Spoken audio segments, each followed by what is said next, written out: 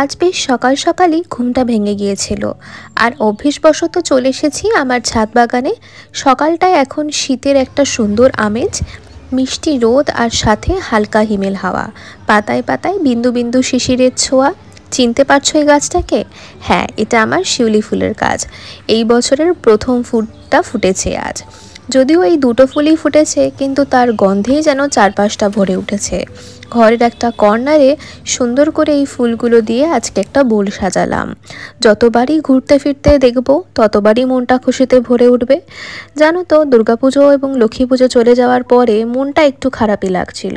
তাই এই ছোট ছোট মুহূর্তগুলো দিয়ে সকালটাকে সাজিয়ে নিলেই কিন্তু মনটা বেশ ভালো থাকে।